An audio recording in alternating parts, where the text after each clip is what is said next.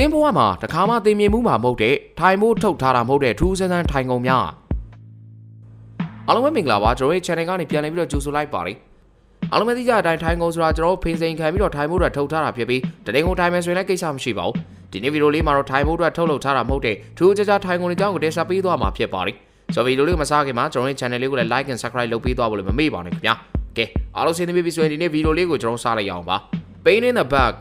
တရင်ကုန်ထိုင်နေဆိုတာတိတ်ကျမ်းမာရေးကိုထိခိုက်ဆေးစွာတင်သိပါသလားတင်တရင်ကုန်ထိုင်မနေနိုင်အောင်ကျွန်တော်ထိုင်ကုန်လေးတစ်ခုနဲ့မိတ်ဆက်ပေးပြစီ2015တုန်းကမျိုးသမီး3ဝါဒီဇိုင်းဆန်းတဲ့ထိုင်ကုန်တစ်ခုကိုတီထွင်ခဲ့ပါတယ်ထိုင်မုံမဖြစ်နိုင်တော့ပဲဖြစ်ပြီးတော့တင်အတင်းတက်ထိုင်မယ်ဆိုရင်ခါနာတာပဲဖတ်တင်မှာပါဘာမှအသုံးဝင်တဲ့တီထွင်မှုပါပဲ Take my breath away ဆိုပါရီပေါ်မှာထိုင်ကျွန်တော်ကတော့တကြီးကြီးနဲ့အတန်မထွက်တဲ့ဆိုပါကိုပို့ပြီးတော့သဘောကျပါတယ်ဒီလိုအဖြေတစ်ခုရှိပါတယ်2009ခုနှစ်တုန်းကဒီဇိုင်နာယူရင်ဝူဟာဒီလိုမျိုးထိုင်ကုန်တီထွင်ခဲ့ပါတယ်ထိုင်ကုန်ကအတန်မထွက်တဲ့ဘင်းအထဲဘက်ကိုတော်လေးဣဝင်သွားတာကြောင့်ထိုင်ရတာအဆင်ပြေမဲ့ထင်ပါတယ်အပေါက်တွေဒါအများလုံးထိုင်ကုန်ထဲမှာတူတဲ့ cheese stone နဲ့တော့သွားတူနေပါသေးတယ်ထိုင်မဲ့သူရဲ့ပုံစံနဲ့၄ချိန်ကိုလိုက်ပြီးတော့ပုံစံပြောင်းနေတာကြောင့်ကြိုက်တဲ့ပုံစံနဲ့ကြိုက်သလိုထိုင်လို့ရပါတယ် Defying gravity မြေဆွဲကိုစမ်းကြည့်ပြီးတော့ထုတ်လုပ်ထားတဲ့ထိုင်ကုန်ပဲဖြစ်ပြီးတော့ယူပါဗီတာသဘောတရားရကြည့်မယ်ဆိုရင်တော့ရှင်းရှင်းလေးပါပဲဒါပေမဲ့ဒီခုံကထိုင်လို့တော့အဆင်မပြေပဲလူတကုံလုံးလှဲအိမ်မှာသာဆင်ပြေမယ်လို့ထင်ပါတယ်နော်ဝေးလူမျိုးတယောက်ဖြစ်တဲ့ပီတာအော့စတြေးလျ1984ခုနှစ်မှာဒီဇိုင်းဆွဲထုတ်လုပ်ခဲ့တာဖြစ်ပါတယ်ပုံစံ၄မျိုးလောက်ထိုင်လို့ရတယ်သိရပြီးကျွန်တော်မထိုင်ဘူးတဲ့အတွက်ဘယ်ပုံစံအကောင်းဆုံးလဲဆိုတာတော့ကျွန်တော်လည်းမသိပါဘူးတကုံဒေါ်လာ2000ကျော်ကျမှာဖြစ်တာကြောင့်အားလုံးပဲကျွန်တော်ကိုစုပြီးတော့တကုံလောက်တော့ဝယ်ပေးစီခြင်းပါတယ် Left decks လူပုံစံထိုင်ကုန်ဖြစ်ပြီးတော့တင်ကြိုက်တဲ့မင်းသားမင်းသမီးမျက်နှာပုံကိုစတစ်ကာကတ်လိုက်မယ်ဆိုလို့ရှိရင်သူတို့ရင်ဝင်နဲ့ဝင်ထိုင်တယ်လို့မျိုးခံစားစီမဲ့ထိုင်ကုန်ပဲဖြစ်ပါတယ်အမျိုးသမီးတယောက်ရဲ့ခန္ဓာကိုယ်ကိုပုံစံပြီးလှုပ်ထားတာကြောင့်အမျိုးသားတွေကပို့ပြီးတော့သဘောကျမှသိကြပါတယ်2006ခုနှစ်မှာအကောင်းဆုံးထိုင်ကုန်စုတော်ရခဲ့တယ်လို့သိရပါတယ်ခင်ဗျာ Captivating ဒါကတော့တကယ်လူရိုးစစ်စစ်တွေနဲ့ပြုလုပ်ထားတဲ့ထိုင်ကုန်ဖြစ်ပြီးတော့တောင်ကိုရီးယားကဗဟုပညာရှင်တယောက်ကဖန်တီးခဲ့တာဖြစ်ပြီးသူ့ရဲ့ထိုင်ကုန်ဒီဇိုင်းတွေကတော်လေးကိုစမ်းကြယ်ပြီးတော့ရောင်းချဖို့အတွက်ပြုလုပ်တာမဟုတ်ဘူးလို့လည်းသိရပါတယ်ဒါပေမဲ့လူရိုးနဲ့ထိုင်ကုန်လုပ်တယ်ဆိုတာကြီးကတော့တော်လေးကိုလွန်တယ်လို့ခံစားပြီးကျွန်တော်သာဆိုလို့ထိုင်ကုန်မျိုးမှာထိုင်ချင်မှာမဟုတ်ပါဘူးသူ့ရဲ့ထိုင်ကုန်ဒီဇိုင်းတွေကိုသွားကြည့်ချင်တယ်ဆိုရင်တော့ Maddie's Cap Instagram account မှာသွားကြည့်လို့ရပါတယ်ခင်ဗျာ My Chateau Jigger Dash လူမျိုးဒီဇိုင်နာနှစ်ယောက်တီထွင်ထားတဲ့ထိုင်ကုန်ပဲဖြစ်ပြီးတော့အပြားလိုက်ဖြစ်အောင်ခောက်ပြီးတော့တည်သွားလို့ရတဲ့ထိုင်ကုန်တွေပဲဖြစ်ပါတယ်အတော်လေးကိုအကွက်မြင်တဲ့တီထွင်မှုလို့ပြောရမှာဖြစ်ပြီးတော့ထိုင်ကုန်၄ချိန်အား10ပေါင်ကျော်ကျော်သာရှိပါတယ်ပေါင်350ဒီခန်းတိုင်းရှိတာကြောင့်လူဝါကြီးတွေလည်းတက်စီးလို့ရတာသိကြပါပြီအရန်ဒီဇိုင်းမိုက်တာကြောင့်2022ခုနှစ်မှာပြုလုပ်ခဲ့တဲ့ Design Product of the Year ဆုကိုလည်းထိုက်တန်နဲ့ရရှိထားတာပဲဖြစ်ပါတယ် Vincent van Gogh ဂျာမနီနိုင်ငံမှာခြေစိုက်တဲ့ခဲတံကုမ္ပဏီတစ်ခုကထုတ်လုပ်လိုက်တဲ့ထိုင်ကုန်ဖြစ်ပြီး1962ခုနှစ်တည်းကဒီခဲတံစက်ရုံကလဲပတ်နေကြတာပဲဖြစ်ပါတယ်သူတို့ကကုမ္ပဏီနှစ်ပတ်လဲအထိမ်းအမှတ်နေတဲ့ထိုင်ကုန်တစ်ခုလုံးကိုခဲတံနဲ့လှုပ်ထားတဲ့ထိုင်ကုန်တစ်ခုတီထွင်ပြုလုပ်ခဲ့တာပါ2005ခုနှစ်မှာဂျာမန်နုပညာသမားတယောက်ကဖန်တီးခဲ့တာဖြစ်ပြီးခဲတံပေါင်း9000ကိုအသုံးပြုထားပါတယ်တင်တတိရှိတဲ့ဆိုတော့ဂျာမန်သွားပြီးတော့ထိုင်ကြည့်ဖို့တော့လည်းကြံပေးချင်ပါတယ်ခင်ဗျာ Look at real good တင်ခုံမှထိုင်လိုက်ပြီဆိုတော့တင်ဘေးနာကလူတွေကိုခေါင်းလှည့်စရာမလိုဘဲနဲ့ကြည့်ရှုနိုင်မှာဖြစ်ပြီးဒီဒီဇိုင်းကိုဖန်တီးခဲ့သူကတော့ Mexico ဒီဇိုင်နာတယောက်ပဲဖြစ်ပါတယ်လူပီတာလို့နာမည်ပေးထားပြီးတော့အဝိုင်းကြီးဖြစ်တာကြောင့်ထိုင်လိုက်နဲ့တင်ဘေးနာကလူကိုမျက်နှာချင်းဆိုင်မြင်နိုင်ပါပြီရီးစားရှိတဲ့သူတွေကိုရီးစားကိုဝယ်ခိုင်းဖို့ပူဇာတင်ပါတယ် Sculptor ဒါတော့ရုပ်ရှင်ဇာတ်ကားတွေထဲမှာစူပါဗီလိန်တွေထိုင်ကြတဲ့ထိုင်ကုန်မျိုးနဲ့ပို့ပြီးတော့လားတရန်တူပါတယ်ရွှေအောင်ရိုးကောင်းပုံစံကြီးပဲဖြစ်ပြီးတော့24ကာရက်ပြည့်ရှိတဲ့ရွှေနဲ့ပြုလုပ်ထားတာဖြစ်ပါတယ်ပြင်သစ်ဒီဇိုင်နာဟာရိုးကတီထွင်ဖန်တီးတာဖြစ်ပြီးတော့မြေတွေးသမျှလူတိုင်းကိုတန်တော်ဖြစ်စေမဲ့ထိုင်ကုန်ပါပဲတခုံကိုဒေါ်လာ9သိန်းတောင်ကျနေမှာမလို့တင်တော်လေးချမ်းသာမှာဒီထိုင်ကုန်ဝင်နိုင်မှာပါတင်ဝင်ထိုင်ခြင်းနဲ့ဆိုရင်တော့ချမ်းသာအောင်ရင်လုပ်ဖို့အတွက်အကြံပေးပြသည်ခင်ဗျာ Let us say for ဒီလိုမျိုးစူးချိုလေးပတ်ပတ်လဲကန်ထားတဲ့မကောင်းဆိုးဝါးခေါင်းပုံစံထိုင်ကုန်ဖန်တီးခဲ့သူကတော့အာဖရိကဒီဇိုင်နာတယောက်ပဲဖြစ်ပြီးပေါကီဟာပါပဲဖြစ်ပြီးတော့သူ့ရဲ့မကောင်းဆိုးဝါးထိုင်ကုန်များစူးစီးမှုတွေတီထွင်ဖန်တီးခဲ့တာပဲဖြစ်ပါတယ်။ထိုင်ကုန်တော်တော်များများကအသားစားငါးပုံစံတွေဖြစ်ပြီးတော့သူတို့ရဲ့ပါဇက်ထဲဝင်အိတ်နေရတယ်လို့မျိုးခံစားချက်ကိုပေးဆောင်နိုင်မှာပါ။ Hot chair balloon ဘူပေါင်းတွေဆိုတာကလေးတွေစောကြတာပါ။ကလေးတွေစောကြတဲ့ဘူပေါင်းနဲ့ထိုင်ကုန်လုပ်တယ်ဆိုတာကိုကျွန်တော်အခုမှပဲမြင်မှုတော့မှာပါ။တောင်ကိုရီးယားလူမျိုးတူဖြစ်တဲ့ဆန်ဂျီယန်ကတီထွင်ခဲ့တာဖြစ်ပြီး2015ခုနှစ်မှာပြုလုပ်ခဲ့တာပဲဖြစ်ပါတယ်။ဘောလုံးတွေမောင်ပစ္စည်းတစ်မျိုးနဲ့ဖန်တီးလိုက်ပြီးတော့ထိုင်ကုန်ပြုလုပ်ချိန်ဟာတပတ်တောင်ကြာမြင့်ခဲ့ပါတယ်။နောက်ဆုံးမှာတော့လူတွေတက်ထိုင်လို့ရတဲ့ဘူပေါင်းထိုင်ကုန်ပြုလုပ်နိုင်ခဲ့ပါတယ်။ I like beanbag and iconic line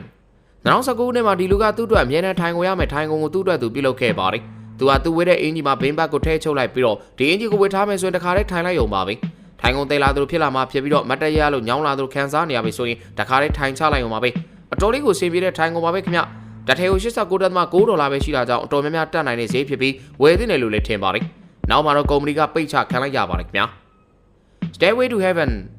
ထိုင်ကုန်ထူးဆန်းတွေတော်များကိုကျွန်တော်မြင်မှုပြင်မဲ့လေဒီနယ်သာလန်ကထိုင်ကုန်တော့အခုမှမြင်မှုတာပါ။ Dash လူမျိုးတူက2010ခုနှစ်မှာတီထွင်ခဲ့တာဖြစ်ပြီးတော့ထိုင်ကုန်ရှေ့16ပေခွဲတောင်မြင့်ပါတယ်။ဒါထိုင်ကုန်တစ်လုံးထက်ကိုပုံနေပြီးတော့လွတ်လပ်မှုရဲ့သင်္ကေတပဲဖြစ်ပါတယ်။ Headache hole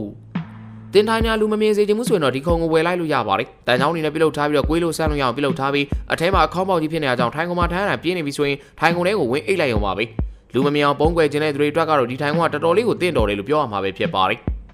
Jealous chair ဂျာမနီကုမ္ပဏီတစ်ခုကတီထွင်ခဲ့တာဖြစ်ပြီးတော့ဒီထိုင်ကုန်ကခန္ဓာကိုယ်မှာတက်ဆင်ထားပြီးတော့ဝစ်ဆင်ထားတာပါဘယ်နေရာရောက်ထိုင်ချလို့ရပြီးအကြာကြီးမတက်ရပြီးတော့လှုပ်လို့ရတဲ့အလုပ်သမားတွေအတွက်တီထွင်ခဲ့တာဖြစ်ပါတယ်အကြမ်းမြင့်လိုက်ချိန်စားလို့ရပြီးတော့ပေါင်265ပေါင်4ကျင်ရှိတဲ့လူတစ်ယောက်ရဲ့အလေးချိန်ကတော့မှကောင်းကောင်းကြီးထိန်းထားနိုင်ပါတယ် Board lover ဘောလုံးမုံတန်တွေပြုလုပ်ထားတဲ့ဝစ်ဆိုင်နဲ့ဖန်တီးထားတဲ့ထိုင်ကုန်ဖြစ်ပြီးတော့ဘောလုံးအပြော့ပေါင်း120နဲ့ဖွဲ့စည်းထားပဲဖြစ်ပါတယ်အတော်လေးကိုအဆင်ပြေတဲ့ထိုင်ကုန်ဖြစ်ပြီးတော့ထိုင်လို့ညောင်းလိုက်လှဲချလိုက်လို့လည်းရပါသေးတယ်88လက်မတောင်ရှိတာကြောင့်လူ2ယောက်တော့ကောင်းကောင်းကြီးအိတ်လို့ရပါတယ်အလွယ်တကူလည်းခောက်သိမ်းလို့ရပြီးပုံစံမျိုးပြောင်းလို့ရတာကြောင့်ဘယ်လိုပုံစံမျိုးထိုင်လို့ကောင်းတဲ့ပုံစံမျိုးပဲဖြစ်ပါတယ် Breeding seat 2022ခုနှစ်မှာတော့တိုး3កောင်ခေါင်းပုံစံဖန်တီးထားတဲ့ထိုင်ကုန်တစ်လုံးကိုဖန်တီးရောင်းချခဲ့ပြီးဘယ်သူကဝယ်သွားလဲဆိုတော့မသိရပါဘူးဈေးနှုန်းကတော့တစ်ခုံဒေါ်လာ2200တောင်ကျတင်မှာဖြစ်တာကြောင့်ဘယ်လိုလူမျိုးတွေဝယ်သွားလဲဆိုတာတော်လေးကိုသိချင်မိပါတယ်အလူပညာကျောင်းကကျောင်းသူတွေတူကဖန်တီးခဲ့တာဖြစ်ပြီးတော့ထိုင်လို့ကောင်းမကောင်းကတော့ကျွန်တော်လည်းမသိပါဘူးထိုင်ကုန်တစ်ခုံနေနဲ့ဈေးကြီးလွန်းတယ်လို့တော့ထင်မိပါတယ် Tentacular Spectacular ဒါတော့ရေပွဲထိုင်ကုန်ပဲဖြစ်ပြီးတော့ Spain designer တူဖြစ်တဲ့ Massimo Vieira ကဖန်တီးခဲ့တာဖြစ်ပြီးထိုင်ကုန်မှာအပိုင်း၄ပိုင်းပါဝင်ပြီးတော့လူရောက်30ကျော်ကတီထွင်ဖန်တီးပြုလုပ်ထားတာဖြစ်ပါတယ်အကုန်လုံးကိုလက်နဲ့ပြုလုပ်ထားဖြစ်ပြီးတော့ handmade ထိုင်ကုန်တစ်လုံးပဲဖြစ်ပါတယ်2010ခုနှစ်မှာဖန်တီးခဲ့တာဖြစ်ပြီးရေပွဲကြိုက်တဲ့သူတွေအတွက်ကတော့ထိုင်ကုန်ကောင်းတဲ့ထိုင်ကုန်တစ်ခုံဖြစ်နေမှာမှန်ပါပြီ Infinity Vivian Chu လို့ခေါ်တဲ့ကောင်မလေးတယောက်ကတီထွင်ခဲ့တာဖြစ်ပြီးတော့ရုပ်တရက်ကြည့်လိုက်မယ်ဆိုရင်ထိုင်ကုန်တွေကအဆုံးမရှိသလိုပါပဲ2011ခုနှစ်မှာစတင်ဖန်တီးခဲ့ပြီးမတူညီတဲ့အရွယ်စား10မျိုးနဲ့ထိုင်ကုန်ဖန်တီးခဲ့ပြီးတော့အကုန်လုံးကိုခုံတစ်ခုထဲမှာစုပေါင်းပြီးတော့ထည့်ထားပဲဖြစ်ပါတယ် Cut art ဒါကတော့ဈေးဝယ်ထွင်တဲ့အနားယူနိုင်တဲ့ထိုင်ကုန်ပဲဖြစ်ပြီးတော့1983နှစ်ကတည်းကဂျာမန်လူမျိုး Frank Writer ကတီထွင်ထားပဲဖြစ်ပါတယ်သူ့အမေဖြစ်သူစီကနေကြံရခဲ့တာဖြစ်ပြီးတော့ plastic နဲ့ steel တွေကိုပေါင်းစပ်ပြီးတော့ပြုလုပ်ထားတာဖြစ်ပါတယ်1990ပြည့်နှစ်မှာတော့များများထုတ်လုပ်ခဲ့ပြီးအတော်လေးကိုလည်းရောင်းရတယ်လို့လည်းသိရပါတယ် Bank bench ဒါတော့နှစ်ယောက်ထိုင်လို့ရထိုင်ကုန်ပဲဖြစ်ပြီးတော့အပေါ်တစ်ယောက်အောက်ကိုတစ်ယောက်ထိုင်လို့ရမှာဖြစ်ပါတယ်တယောက်ချင်းစီတက်ခွဲထားသလိုဖြစ်နေတဲ့အကြောင်းသမီးစားတွေကတော့သဘောကျမှာမဟုတ်ပဲဘယ်သူတွေကသဘောကျမလဲဆိုတော့ကျွန်တော်လည်းမပြောတတ်ပါဘူး1983ကတည်းကတီထွင်ခဲ့တာဖြစ်ပြီးတော့အပေါ်တက်မယ်ဆိုရင်တော်လေးတိုင်ပတ်မယ်လို့ကျွန်တော်ကတော့ထင်ပါတယ်ဒေသနဲ့ပြုလုပ်ထားဖြစ်ပြီးအထဲမှာဝစ်စာတွေထည့်သွင်းထားပါတယ်68လက်မအမြင့်9ပေကျော်တောင်ရှိတာကြောင့်အပေါ်တက်တဲ့သူကတော့တက်တောင့်တက်တာမှဖြစ်ပဲခုံတက်ရမှာသိကြပါပြီကျွန်တော်ကတော့ဝယ်ဖို့ကိုအားမပေးချင်ပါဘူးခင်ဗျာ Diamond on the floor ဒါကတော့ဒီဇိုင်းကြည့်လိုက်တာနဲ့တင်ကိုတော်လေးကြောင်တောင်နိုင်တဲ့ထိုင်ကုန်ပဲဖြစ်ပြီးတော့2000ခုနှစ်မှာဒီဇိုင်းရေးဆွဲခဲ့တာပဲဖြစ်ပါတယ်လေးပေအမြင့်ရှိတဲ့ထိုင်ကုန်ဖြစ်ပြီးအစိပ်ပိုင်းတွေကိုဖြုတ်ချလို့ရတာကြောင့်အပြင်းပြေဖြုတ်လိုက်တက်လိုက်လုပ်မယ်ဆိုရင်လည်းအေးဆေးပါပဲတခုံဒေါ်လာ2200တောင်ကျသေးပါဖြစ်တာကြောင့်ဈေးနှုန်းကကျွန်တော်နဲ့တိတ်ပြီးတော့မအပ်ဆက်တော့ပါဘူး I want you all ဒါတော့အလာနီကားတွေကလူမျိုးကော်စောပြန်ကြီးပဲဖြစ်ပြီးတော့ကော်စောပြန်လို့တော့ပြန်လို့မရပါဘူးကော်စောပြန်ကြီးနဲ့တူအောင်ဖန်တီးပြီးလောက်ထားတဲ့ထိုင်ကုန်ပဲဖြစ်ပြီးတော့2015ခုနှစ်မှာဒီဇိုင်းဆွဲပြီးတော့ထုတ်လုပ်ခဲ့တာပဲဖြစ်ပါတယ်3.2လက်မအထူးရှိတဲ့စတီးပြားနဲ့ပြုလုပ်ထားတာဖြစ်ပြီးတော့စတီးပြားပေါ်မှာကော်စောပြန်ပုံစံ3လိမ့်ထားပဲဖြစ်ပါတယ်ကော်စောပြန်ပုံစံကိုလက်နဲ့ရေးဆွဲထားဖြစ်ပြီးတော့ဒီထိုင်ကုန်တစ်ခုပြုလုပ်ဖို့ကို4လတောင်ကြာမြင့်ပြီးဒေါ်လာ1400တောင်ပေးရပါတယ် Bogness တင်အစာအုပ်ပတ်တာကိုဝါသနာပါတဲ့သူတယောက်လားဒါဆိုရင်တော့ဒီထိုင်ကုန်ကအသင့်တော်ဆုံးပါပဲထိုင်ကုန်နဲ့စာအုပ်စင်တွေကိုတခါလေးတွဲပေးထားကြအောင်စာအုပ်တွေဘာတွေတကူးတကသေးစရာမလိုပဲတခါလေးထုတ်ပြီးတော့ဖတ်ရုံပါပဲခင်ဗျဒါပြင်ဘိန်းမှာတခါလေးပါပြီးသားဖြစ်တာကြောင့်အကုန်လုံးအဆင်ပြေပါတယ်တခါလေးတွန်းသွားရုံပါပဲ2009ခုနှစ်မှာဂျာမန်ဒီဇိုင်နာတူဖြစ်တဲ့ Niscoda Momaman ကတီထွင်ခဲ့တာဖြစ်ပါတယ်အကန်လေးတကန်မှာထည့်ပေးထားတဲ့အတွက်တခြားသင်လိုရတဲ့ပစ္စည်းတွေကိုထည့်ပေးထားမယ်ဖြစ်ပါတယ်မင်းတစ်လုံးမှာထည့်ပေးထားတဲ့အကြောင်းညဘက်တွေအတွက်လည်းအဆင်ပြေမှာဖြစ်ပါတယ် The Wishing Chair ဒါကတော့တော်လေးကိုထူးဆန်းတဲ့ထိုင်ကုန်ဖြစ်ပြီးရုပ်တက်ကြည့်လိုက်မယ်ဆိုရင်ထိုင်ကုန်6တောက်တွေကလေးပုံမှာပြန်နေအောင်မြင်တွေ့ရမှာဖြစ်ပါတယ်ဒီထိုင်ကုန်ရုပ်တက်ကြည့်လိုက်လို့ရှိရင်လေးပုံပြန်နေလို့ထင်ရပေမဲ့ထိုင်ချလိုက်ရင်တော့အောက်ကိုကျသွားမှာမဟုတ်ပါဘူးတကယ်အောက်မှာတန်ပြားပြားနဲ့အောက်ခြေတိုင်အောင်တွဲပြီးတော့တခါလေးတွဲပြီးစောက်ထားတာဖြစ်တဲ့အတွက်ဒီလိုမျိုးပြုတ်မကျတာပဲဖြစ်ပါတယ် Rocking on the beach ဒီထိုင်ကုန်ကြည့်လိုက်ပါထိုင်ကုန်ထိပ်ကဟွန်းကြီးနဲ့ plastic နဲ့လှုပ်ထားတာပါဒီထိုင်ကုန်ရဲ့ထူးခြားချက်ကတော့တင်ထိုင်ကုန်ပေါ်တက်ပြီးတော့လှုပ်နေတိုင်းကမ်းခြေကိုရောက်နေသလိုမျိုးလှိုင်းတန်တွေထွက်နေမှာဖြစ်ပြီး beach view on တဲ့သူတွေအတွက်ကတော့တင့်တော်ဆုံးပါပဲ